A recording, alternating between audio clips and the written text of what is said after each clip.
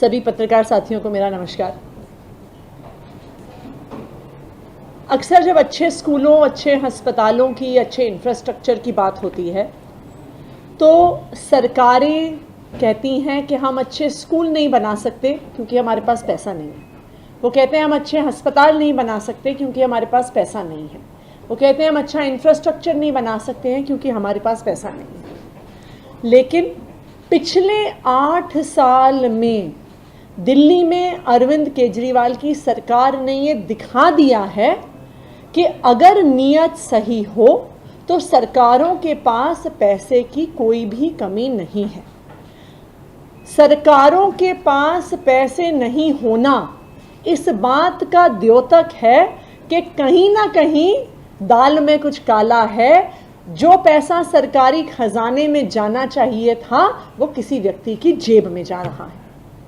अगर हम दिल्ली में देखें तो जब से अरविंद केजरीवाल की सरकार बनी है लगातार दिल्ली सरकार का बजट बढ़ता गया है। 2014-15 में जब प्रेसिडेंट्स रूल दिल्ली में था, अरविंद केजरीवाल जी की सरकार 2015 के बनने से पहले दिल्ली का टोटल बजट 30,000 करोड़ था। मात्र 5 साल में कोई भी नया टैक्स लगाए बिना अरविंद केजरीवाल जी की सरकार ने इस बजट को दुगना कर दिया और 2020 तक आते आते 60,000 करोड़ का बजट दिल्ली सरकार का हो गया। उसके मात्र 2 साल बाद फिर बजट बढ़ के इस साल दिल्ली सरकार का 75,000 करोड़ का बजट है। अगर सरकार ईमानदार हो तो किसी भी सरकार में पैसे की कमी नहीं है। और यही ट्रेंड हम देख रहे हैं दिल्ली की जीएसटी की कलेक्शन में। दिल्ली एक ऐसा राज्य है जहां पर लगातार जीएसटी का कलेक्शन बढ़ता रहा है। अगर हम जीएसटी के आंकड़े देखें तो 2018-19 जब से जीएसटी का कलेक्शन शुरू हुआ, 2018-19 में दिल्ली में 4,419 करोड़ जीएसटी जो पहला क्वार्टर है, जो अभी पहला क्वार्टर जैसे अभी ख़त्म हुआ है अप्रैल मई जून का, अगर हम कंपेयर करें पिछले 5 साल का तो 2018-19 में 4,419 करोड़ का कलेक्शन हुआ। उसके अगले साल में वो बढ़ के 2019-20 में 4,668 करोड़ पहुंच गया।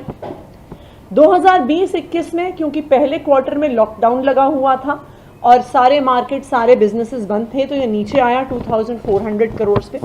लेकिन जैसे ही लॉकडाउन खुला तुरंत दिल्ली का जीएसटी बढ़ा और 2021-22 में 4,014 करोड़ का जीएसटी कलेक्शन हुआ पहले क्वार्टर में।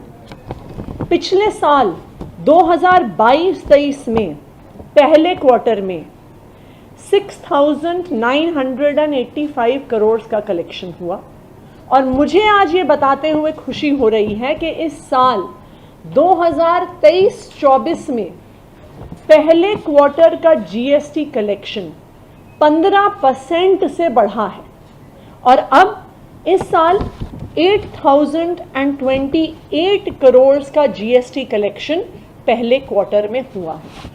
तो अगर आप दिल्ली की इकोनॉमिक ग्रोथ, दिल्ली की रेवेन्यू ग्रोथ, दिल्ली की बजट ग्रोथ को देखें तो एक बात साफ साफ समझ में आती है कि अगर सरकार ईमानदार हो तो सरकारी खजाने में पैसा बढ़ता है।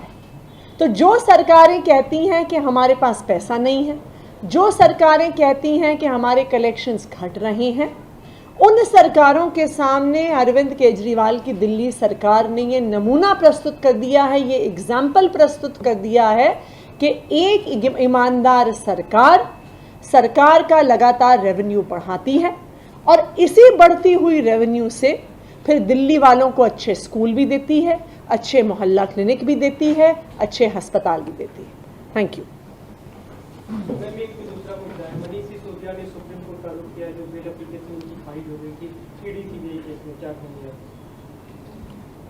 देखिए, ये सब जानते हैं कि ये जो तथाकथित एक्साइज घोटाला है इसमें आज तक केंद्र सरकार की कोई भी एजेंसी कोई भी प्रमाण सामने नहीं रख पाई है। कभी कहते हैं 10,000 करोड़ का घोटाला हुआ, कभी कहते हैं 3,000 करोड़ का घोटाला हुआ, कभी कहते हैं 1100 करोड़ का घोटाला हुआ, कभी कहते हैं 70 करोड़ का घोटाला हुआ, कभी कहते हैं 30 करोड़ का घोटाला हुआ। लेकिन करोड़ों के घोटाले के बावजूद अभी तक ये 1 पैसे के भ्रष्टाचार का प्रमाण, चाहे ईडी हो चाहे सीबीआई हो, सामने नहीं रख पाई है। हम पहले दिन से कहते आए हैं, हम भारतीय जनता पार्टी की ईडी और सीबीआई से डरने वाले नहीं हैं। ये चाहे हमारे कितने नेताओं को, कितने मंत्रियों को, कितने विधायकों को जेल में डालें, हम भारतीय जनता पार्टी के खिलाफ लड़ते रहेंगे। हम सीबीआई ईडी के दबाव में आकर अगर भारतीय जनता पार्टी को लगता है कि आम आदमी पार्टी के नेता आम आदमी पार्टी छोड़कर भारतीय जनता पार्टी में चले जाएंगे, तो उनको ये गलतफहमी। कल भी एक मामला सामने आया है जिसमें दिल्ली सरकार के काम को बेहतर बनाने के लिए आप लोगों ने जितने भी एक्सपर्ट्स हायर किए थे उनको हटाने का आदेश जारी किया गया है और उसमें बहुत सारे एलिगेशंस हैं। उसके ऊपर आप क्या कहेंगे? सीएम ने भी आज कहा है कि सरकार का कदम रोकने की कोशिश।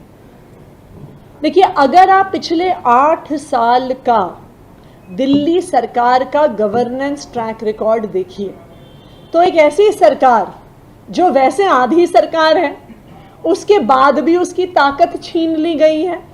लेकिन इन विकट परिस्थितियों में भी दिल्ली सरकार ने पूरे देश भर की तुलना में एक इनोवेटिव और पीपल सेंट्रिक गवर्नेंस डिलीवर करके दिखाई। आज सुबह ही दिल्ली के मुख्यमंत्री अरविंद केजरीवाल ने दिल्ली के स्कूलों में एक दिल्ली रोबोटिक्स लीग का उद्घाटन किया है, जहां पे दिल्ली के सरकारी स्कूल के बच्चे रोबोटिक्स सीख रहे हैं, रोबोट्स बना रहे हैं और उनको वर्ल्ड क्लास कॉम्पिटिशन्स में एंटर करवा रहे हैं। ये सब बदलाव लाने वाली दिल्ली सरकार, मोहल्ला क्लिनिक जैसा मॉडल देने वाली दिल्ली सरकार, डोर स्टेप डिलीवरी करने वाली दिल्ली सरकार, फेसलेस सर्विसेज देने वाली ट्रांसपोर्ट डिपार्टमेंट में दिल्ली सरकार, जो इनोवेटिव गवर्नेंस दिल्ली सरकार अरविंद केजरीवाल की सरकार लेकर आई है, उसे भारतीय जनता पार्टी पचा नहीं पा रही है। वो इसलिए नहीं पचा पा रही है क्योंकि अब सब देश में लोग पूछ रहे हैं कि जी अगर केजरीवाल स्कूल ठीक कर सकते हैं तो आप क्यों नहीं कर सकते? अगर अरविंद केजरीवाल के सरकारी स्कूल आईबी बोर्ड के हो सकते हैं तो आपके क्यों नहीं हो सकते? अगर उनकी सरकार के बच्चे फ्रेंच, जर्मन, जापानीज बोलते हैं तो आपके यहाँ क्यों नहीं बोल सकते? अगर वहां पे सारा इलाज फ्री होता है, फरिश्ते स्कीम चलती है, तो आपके यहाँ क्यों नहीं हो सकती? तो भारतीय जनता पार्टी से अरविंद केजरीवाल की सरकार का काम पचता नहीं है। इसलिए जो हमने high quality research fellows, advisers, policy consultants जो आईआईएम से पढ़े हैं, आईआईटी से पढ़े हैं, देश विदेश से पढ़े हैं, उनको अलग अलग विभागों में लगाया। उनको हटाकर वो सरकार के इनोवेटिव काम रोकने का प्रयास कर रहे हैं। लेकिन इस मामले को लेकर हम सुप्रीम कोर्ट जाएंगे और हम उम्मीद करते हैं कि सुप्रीम कोर्ट इस गैर कानूनी फैसले को जरूर